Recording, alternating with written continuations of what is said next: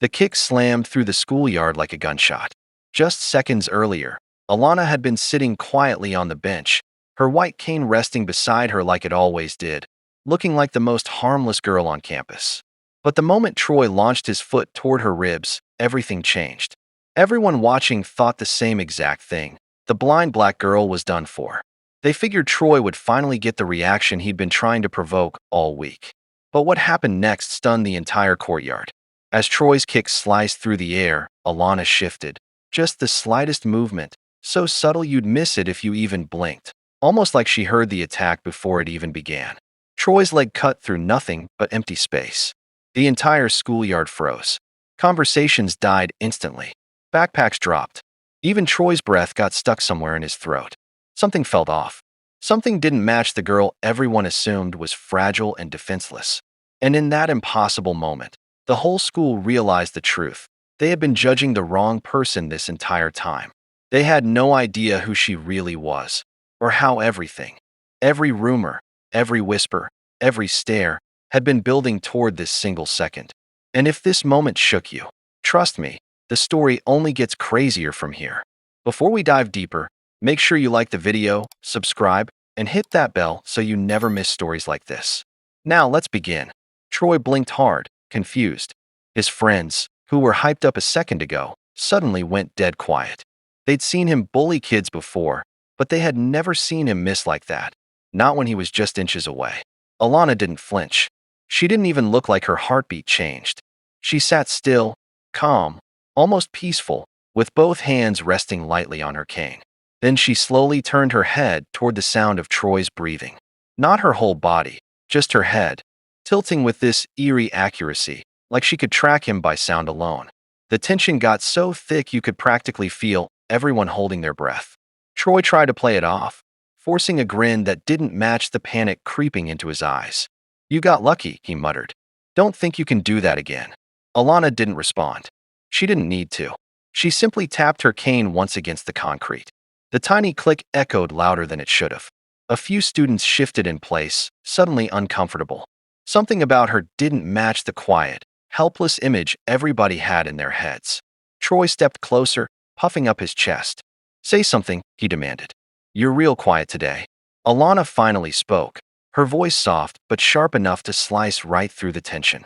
"Please leave me alone." Troy scoffed. "Or what?"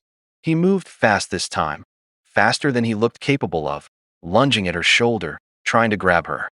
But Alana moved again, slipping sideways with this smooth, fluid motion that looked trained. Not random, not lucky, trained. Troy stumbled past her, nearly falling flat on his face. "Dude," one of his friends whispered, stunned. "How is she doing that?" Another backed up a step. "This isn't normal."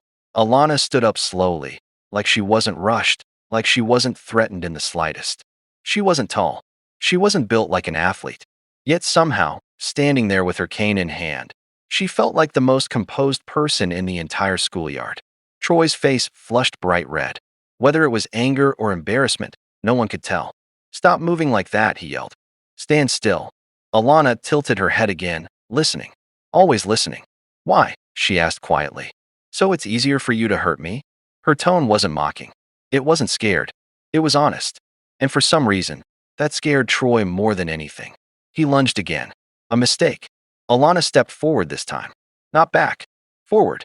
Her cane lifted just an inch, enough to sense the movement, the air pressure, the tiny shift in sound as Troy charged her. In a single, precise motion, she touched his wrist and used his own momentum to redirect him.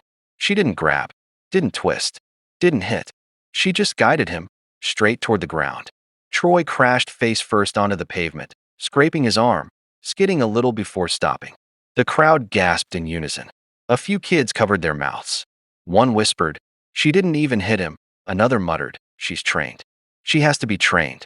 But Alana wasn't proud. She wasn't smiling. She just lowered her cane again and exhaled slowly, like she'd been hoping this wouldn't happen. Troy scrambled up, eyes wild, ego shattered. "You think you're tougher than me?" he barked, pointing a shaking finger at her. Students backed away. No one wanted to stand too close now. No one knew what would happen next. But before Troy could lunge again, the cafeteria door swung open. Coach Ramirez stormed out, shouting, Hey, what's going on out here? Students scattered instantly, everyone except Alana and Troy. Coach looked between them, taking in Troy's bleeding elbow and the tension still thick in the air. Who started this? He demanded. Troy opened his mouth, ready to lie. But Alana spoke first. It was an accident, she said gently. No one started anything. Coach studied her face, calm, steady, composed, then let out a frustrated sigh. Fine. Everyone get to class. Now. Students drifted off, still whispering, still glancing back at Alana like she'd just revealed a superpower. Troy backed away too, but he didn't take his eyes off her for a second. His pride was wounded. His reputation cracked. And he wasn't letting it go. Not today. Not ever. Alana, however, simply tapped her cane twice and started walking toward the building. Calm. Silent. Almost like she'd expected all of this, and something much bigger was coming next. Troy didn't go to class right away. He stood there in the courtyard long after Coach Ramirez walked off, staring at the path where Alana disappeared through the doors. His friends hovered around him awkwardly, unsure what to say. Nobody had ever seen Troy humiliated. Not like that. Not in front of the entire school. Bro, she played you. Marcus whispered reluctantly. You didn't even touch her. Troy shot him a death glare. Shut up. Marcus swallowed hard and backed away. No one else dared speak. Troy's mind was spinning, replaying everything. Every tiny movement, every time she slipped out of his reach, every moment he swore she knew exactly where he was without seeing a thing. There had to be a trick, a stunt, something. No blind girl dodged hits like that. Not by accident. Not twice. Not with that level of control. Troy clenched his fists. I'm not done with her, he muttered. No one doubted it. Inside the building, Alana walked down the hallway at her usual pace, slow, steady, guided by the soft tapping of her cane. Other students parted around her, whispering as she passed. They tried to be quiet, but she heard every word. She moved like she had powers or something. Maybe she's faking being blind. Dude. She flipped him without touching him. Yo, she's scary. Alana kept walking, her expression calm. None of their words surprised her. She'd heard it all before, at other schools, in other states, from other people who never understood that someone could be vulnerable and dangerous at the same time. She didn't want to stand out. She didn't want attention. She just wanted to finish the semester quietly. But life had never given her that option, no matter how hard she tried. When she reached her first period classroom, she paused right at the doorway. Her teacher looked up. Alana, do you need help finding your seat? I'm okay, she answered softly. She counted 5 steps forward, felt the edge of her desk with her fingers, and sat down. The teacher smiled approvingly before returning to the whiteboard. A few kids kept staring at her like she'd arrived with a fog machine and dramatic music. Alana ignored it. Mostly. One student, a girl named Emily, leaned over and whispered, Hey, that was incredible. I mean, I know you probably don't want to talk about it, but I don't, Alana replied politely. Emily sat back immediately, cheeks red. The moment the morning bell rang, the hallway outside exploded with noise. Lockers slamming, kids shouting, sneakers squeaking across tile. Alana kept to the side, following the familiar echo pattern she'd memorized on her first day. But today, the sounds were different. People weren't just passing by. They were pulling away from her, watching her, whispering louder now. She felt eyes everywhere. People who ignored her before now tracked her like she was a walking mystery. She hated it. She didn't want to be a spectacle. She didn't want to be the blind girl who dodged a bully. She wanted quiet, normal, invisible. She was halfway to her next class when she heard it, Troy's voice. Low, angry, getting closer. Where is she? Alana slowed her steps. His footsteps were heavy, rushed, uneven. He was still furious. He rounded the corner fast, followed by Marcus and the rest of his crew. The hallway thinned out immediately, kids ducking into classrooms or pretending to check their lockers. Troy spotted her instantly. There you are, he growled. Alana didn't turn her head. She didn't respond. She just kept walking. Troy stepped directly into her path. She stopped, her cane tapping the front of his shoe. Move, she said quietly. Her tone wasn't aggressive, but it wasn't timid either. It was tired. Troy smirked. Nah, you embarrassed me. In front of everyone. So we're gonna talk. Alana tightened her grip on her cane. There's nothing to talk about. There is now, Troy snapped. What are you, huh? Some kind of superhero? Some ninja? Or were you faking being blind this whole time? Her chin lifted just slightly. I'm not faking. Then how did you do it? He demanded, stepping closer. She didn't back away, didn't shake, didn't turn her head. She just breathed. I listened. The hallway fell into an almost eerie silence. Marcus frowned. Listened? To what? Alana finally turned her head toward Troy's voice. Everything. Troy opened his mouth again, but before he could throw another threat at her, Principal Everett appeared at the far end of the hallway. Everyone needs to get to class, he announced firmly. His eyes locked onto Troy. That includes you. Troy tensed. I was just, now, the principal repeated. Troy backed up reluctantly, not because he was scared of the principal, but because he still couldn't shake the image of the girl who dodged him without seeing him. Alana stepped around him and continued toward her class. Troy glared after her, jaw tight, breath heavy. I'm not letting this go, he muttered under his breath. I don't care what she says. Marcus swallowed hard. Maybe just drop it, bro, something's off about her. Troy shoved him. Shut up. I'm not scared of her. But he was. Not that he'd ever admit it. Meanwhile, Alana reached her next classroom and paused, feeling a familiar ache in her chest. Not physical, but emotional. She hated confrontation. She hated people staring. And she hated the part of her that knew this wasn't the end of it. She'd trained for years to control her instincts, to blend in, to avoid fights. But every time she tried to live a normal life, someone like Troy dragged her right back into the world she'd worked so hard to leave behind. She took a deep breath, steadying herself.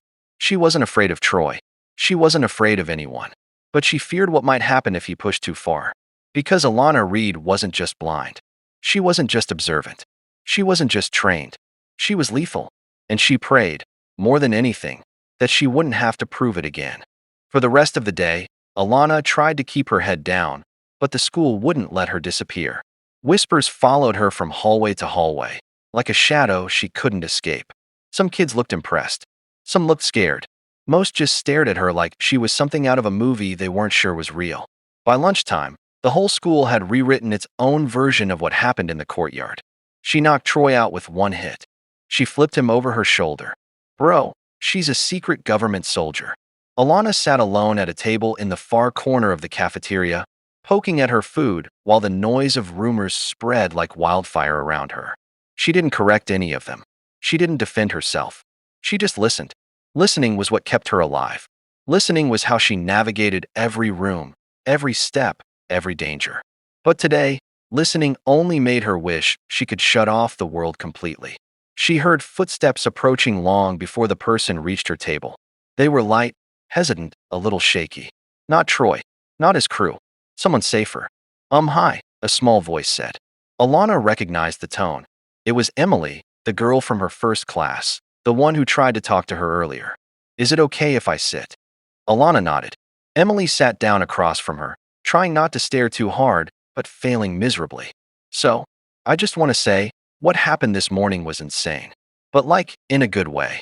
Alana exhaled softly. I didn't want it to happen. Yeah, I kind of figured, Emily said. Troy's a jerk. Everyone knows that. But the way you moved, I've never seen anything like it. Alana tightened her jaw a little, wishing the conversation wasn't heading exactly where she knew it would. I just reacted. Reacted? Emily leaned in. You dodged him like you had eyes on the back of your head. Or like you trained for years. Alana didn't answer. She didn't need to. Emily sat back, realizing she hit a wall. Sorry, she murmured. I didn't mean to be rude. You're not, Alana said gently. You're just curious. Emily nodded awkwardly. Yeah, and maybe a little impressed. Their conversation was cut short by a shift in the room, a change in the air, in the footsteps, in the tension. Alana felt it instantly. Troy had entered the cafeteria. His heavy footsteps were unmistakable. He was angry, frustrated, humiliated, and he was looking for her. Emily followed Alana's subtle head tilt toward the doors and swallowed nervously. He's here, isn't he? Alana nodded once. Should we leave? Emily whispered. No, Alana said calmly. He won't try anything with the staff around. Emily didn't look convinced. Troy scanned the room like a hunter searching for prey. When his eyes landed on Alana, his posture stiffened. He marched toward her with determined steps, ignoring the people who moved out of his way. Emily froze, her fork halfway to her mouth. Oh no, she muttered. Troy stopped a few feet from the table, his voice low but venomous. We're talking. Now. Alana didn't lift her head. You're in my space, she said softly. Back up. Her tone wasn't loud, but it cut straight through him. Troy forced a tight smile, pretending to keep control. You and I are not done. You made me look stupid. You made yourself look stupid, Emily blurted out before she could stop herself. Troy glared at her. Nobody asked you. Alana finally lifted her chin slightly, turning her face toward Troy. You don't want to do this, she said. Not here. I'll do it wherever I want, he snapped. This isn't over. Alana's fingers brushed the side of her cane, not gripping it, not lifting it, just feeling its familiar weight. Then walk away while you still can. Troy leaned in closer. Or what? Alana didn't answer, but her silence was louder than any threat she could have spoken. Troy stared at her, waiting for her to break, waiting for a flinch, waiting for anything. When he got nothing, he slammed his hand on the table, making Emily jump and the cafeteria fall silent. You think you scare me? He hissed. Alana's voice was calm. Too calm. I don't want to scare you. Emily's eyes widened. Because the truth was clear, Alana could have scared him.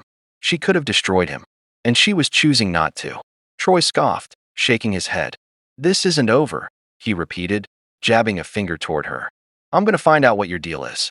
I'm going to figure out how you did it. Then I'm going to make sure everyone knows you're a fraud. He spun around and stormed off. The cafeteria slowly returned to normal, but not really. Everyone had seen the exchange. Everyone had felt the tension. And everyone knew Troy wasn't letting this go. Emily leaned in, voice barely above a whisper. Why didn't you tell a teacher? Tell the principal? They'd make him leave you alone. Alana shook her head. That's not how this works. What do you mean? Alana took a deep, careful breath.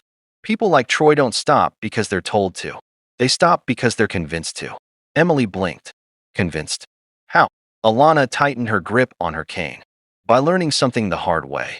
Emily shivered slightly. She didn't know exactly what Alana meant, but she understood enough. Alana wasn't fragile. She wasn't helpless. She wasn't what people thought she was. And something told Emily that Troy had just stepped into a fight he could never win. When the lunch bell rang, Alana stood and gathered her things. Emily hesitated, then asked the question she'd been scared to ask all day. Alana, who taught you to move like that? Alana paused, just for a moment. Then she answered quietly. Someone who's not here anymore. Emily's heart sank. I'm sorry. Don't be, Alana replied. Just don't follow me after school today. Emily frowned. Why? Alana turned her head slightly, listening to the sound of Troy's voice echoing faintly in a distant hallway, plotting, scheming, angry. Because he won't stop, she whispered. And I think tonight, he's going to make his move. Troy didn't sleep that night, not even for a minute. Images replayed in his head on a loop. Alana stepping aside before he touched her. Alana taking down Jake like she'd been doing it her whole life. Alana hearing things no normal person should be able to hear. Worst of all, her words echoed louder than anything else. You have no idea who you're messing with. Every time he closed his eyes, that moment hit him again, like a punch he couldn't dodge. By morning, Troy dragged himself into school with dark circles, his hoodie pulled tight over his head. He hoped he could just fade into the hallways the way he wished he could fade out of his life for a day. But the second he stepped into the building, he knew he was dreaming too big. People were staring. Not the normal kind of stare, either. This was different. Some kids glared at him openly, shaking their heads. Others whispered behind their hands. Some pointed. A few even laughed, not because they thought he was funny, but because they couldn't believe the school bully got outsmarted by the girl he had targeted. He had become the joke of the day. And worst of all, every single whisper had Alana's name in it. He moved through the hallway fast, head low, trying not to hear the sharp little comments slicing into him.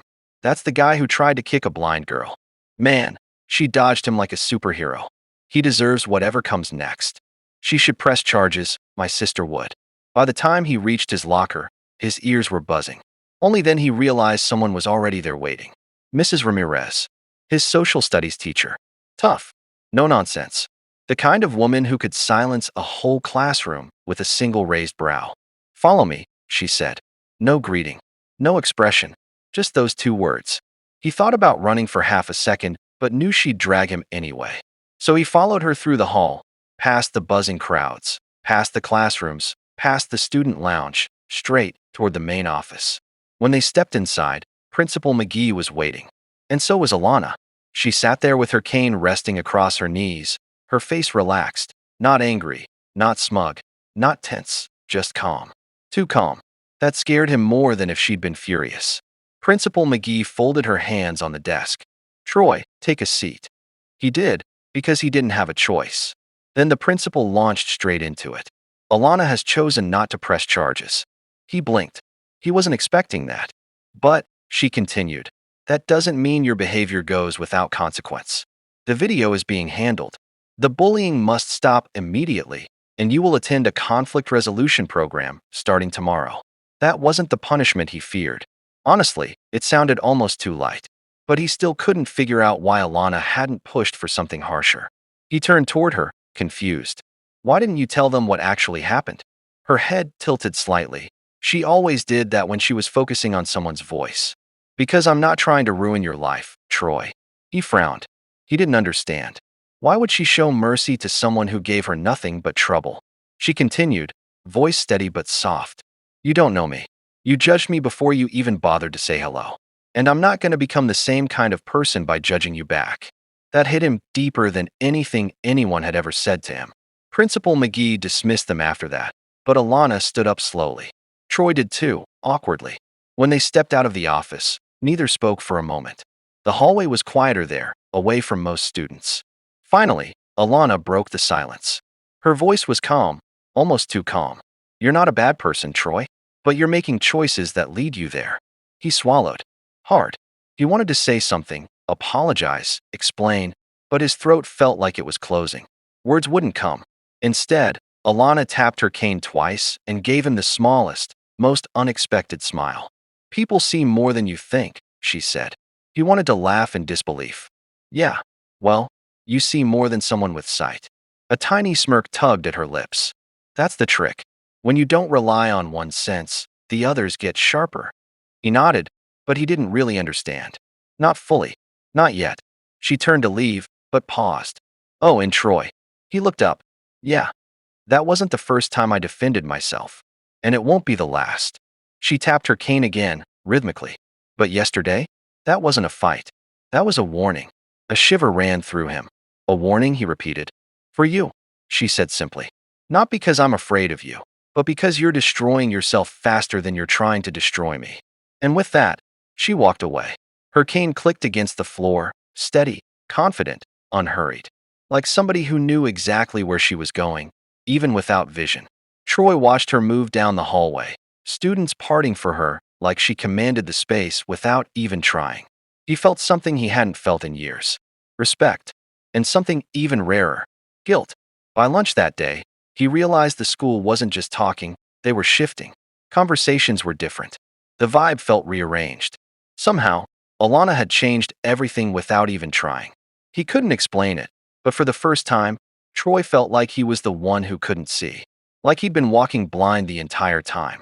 He headed outside, needing air, needing quiet, needing to breathe. The courtyard was mostly empty except for a few kids, but someone else was there too. Jake. Jake, who had been at the center of all of it. Jake, who had probably replayed getting flipped by a blind girl 100 times in his head. Jake, whose bruised pride was itching for revenge. When Jake looked up and saw Troy, he walked over. "You gonna let that girl get away with it?" Jake asked. Troy didn't even hesitate. "Yeah," he said. Jake froze. "What?" "I said yeah. Drop it." Jake scoffed like it was the stupidest thing he'd ever heard. "Man, she played you. She embarrassed all of us." Troy shook his head. "No, Jake. We embarrassed ourselves." Jake didn't like that answer. His fists tightened. "Don't tell me you're scared of her," Jake challenged. Troy stared at him, long enough for the truth to settle sharp and cold. "I'm not scared of her," he said slowly. "I'm scared of what I almost became." Jake blinked. He didn't get it. He wasn't ready to. Then something happened, something Troy didn't expect. A familiar tapping sound approached from behind. Alana. She must have heard every word.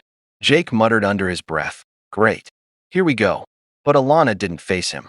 She aimed her head toward Troy first, her expression unreadable. "You made the right choice," she said quietly. Jake rolled his eyes. "What are you gonna do, Ninja Girl? Flip me again?" Alana didn't flinch. She simply lifted her chin slightly, listening, evaluating, calculating. Then she said, "Only if you try something." Jake opened his mouth, but paused, because something about the way she said it didn't sound like a threat. It sounded like a promise. Troy inhaled deeply, knowing things weren't over, not even close. And he was right, because fate wasn't done with any of them yet. For the next week, the atmosphere at Ridgeview High changed in ways no one expected. People still whispered, but the tone was different now. It wasn't about the fight, it was about the mystery. The blind black girl who could move like she had superhuman instincts. The bully who suddenly went quiet. The friend group that fractured overnight. And the biggest question of all, who exactly was Alana? Troy kept his head down, avoiding drama for the first time in his life. He didn't know if it was guilt, fear, or something deeper, but he knew that every step he took now mattered. Every choice counted. He attended the conflict resolution program like Principal McGee ordered. He didn't argue. He didn't skip. He didn't fake anything. Because for once, he wanted to be better. He needed to be better. But change isn't easy, especially when people only know you for one thing. And by Friday, that truth hit him hard. It happened in the cafeteria, loud, crowded, chaotic as always. Troy walked in holding his tray, scanning for a place to sit. For the first time, he realized he didn't actually have anywhere to go. He'd pushed most people away, scared others, intimidated the rest. Now he was paying the price. He was stranded in a room full of people who knew his name but didn't want him anywhere near them. He stood frozen, trying not to look pathetic, when a voice floated up from a nearby table.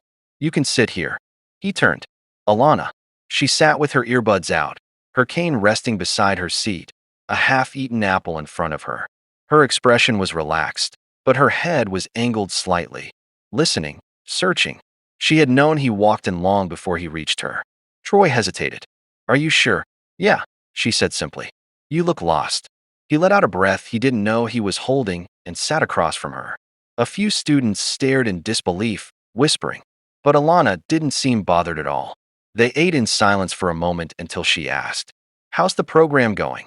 Troy shrugged. "Honestly, it's not terrible. Kinda weird, though. Makes you think about stuff you never wanted to think about." "That's the point," she said. He nodded, but his thoughts were far heavier than his expression. "I used to just do things," he admitted, voice low. "Didn't think. Didn't care. I just acted. And now?" Alana asked gently. "Now I care too much." Alana smiled softly. "That's how growth works. At first it feels uncomfortable. But eventually, you stop feeling guilty and start feeling responsible." It was strange how easily she could put things into words. Things he'd been trying to understand for years. Then Troy finally asked the question burning in his chest. "That day in the courtyard, how did you know what I was going to do?" "Before I did it." Alana took a slow breath and lifted her face toward the sound of his voice. "I told you, I trained my whole life. Not because I wanted to, but because my parents insisted on it." "Because you're blind?" he asked. "Because the world is dangerous," she corrected. "And they wanted me to know how to protect myself. They wanted me to rely on what I can do, not what I can't." Troy stared at her, genuinely amazed. "So you're like some martial arts prodigy?" She chuckled. "Not a prodigy. Just disciplined." He leaned back in his chair. "You're something else, Alana." "So are you," she said. He scoffed a little. Not in a good way. But then her expression changed. Not pity, not sympathy, something way more honest. "Troy, you're trying," she said. "And most people never even get that far." He felt something shift inside him. Something warm. Something new. Before he could respond, a loud crash echoed from across the cafeteria. A girl yelped. A tray slammed against the floor. People turned. Jake. Of course. He stood near a freshman boy, towering over him, fists clenched, eyes burning with the kind of anger Troy recognized too well. The freshman trembled. People watched, but didn't intervene. Troy stiffened. This was his moment. His chance to either fall back or step up. He stood. Alana heard the movement instantly. "Troy, I gotta handle this," he said. She didn't tell him not to. She just nodded. He walked toward Jake, each step heavier than the last. His heart pounded, but his mind stayed steady, something that never used to happen. Jake turned when he saw him. "What? You're the hero now." "Leave him alone," Troy said. Jake laughed, a sharp, mocking sound. "Or what? You gonna call your bodyguard?" "The blind one." Troy's jaw tightened. "She's not my bodyguard. And you sound stupid." Jake shoved the freshman aside and stepped up to Troy. You're soft now. That's your problem. No, Troy said calmly. My problem was thinking being tough meant hurting people. Jake rolled his eyes. Man, you really changed. Yeah, Troy said. And you should too. Jake's face twisted in anger. I'm not afraid of you. You don't have to be, Troy replied. I'm not here to fight you. That sentence hit like a slap. Jake wasn't expecting it. He blinked, confused. Then what are you here for? He demanded. Troy glanced around at the staring students, then back at Jake. To stop this before you do something you regret. Jake threw his hands up. I don't regret anything. But his voice cracked. And Troy heard it. So did everyone else. Because loud people are easy to hear. But broken people are even easier. Troy stepped closer, lowering his voice. Look, man. Whatever's going on with you, this isn't the way. Jake's breathing hitched. Anger, embarrassment, frustration, they all tangled together. But for the first time, he didn't push forward. He stepped back. Just one step. But it mattered. The freshmen hurried away. The crowd dispersed. The cafeteria and noise returned slowly. Jake didn't say another word. He just walked out. Troy exhaled deeply. When he returned to Alana's table, she was smiling faintly. You handled it, she said. Barely, Troy admitted. Barely counts. He sat down again, feeling something he hadn't felt in years, like he was finally moving in the right direction. Then Alana said quietly, You know, people think sight is everything. But the truth is, most people with eyes still don't see what matters. He looked at her. And what matters? He asked. She angled her head as if looking straight into him. Who you choose to be when no one's watching. Troy swallowed. Maybe she couldn't see the world like everyone else, but she saw people better than anyone he'd ever met. And she saw him. The real him. Not the bully. Not the mask. Not the kid lashing out. Just Troy. The version of himself he was finally ready to meet. He let out a breath and smiled. Small, but real. Thanks, Alana. For what? For not giving up on someone who didn't deserve it. She tilted her head, listening to the sincerity in his voice. That's the funny thing about people, she said. Sometimes the ones who look the most lost are the ones worth saving. Troy didn't argue, because for once he believed it. And even though the world didn't change overnight, he did. And that was more than enough for a beginning.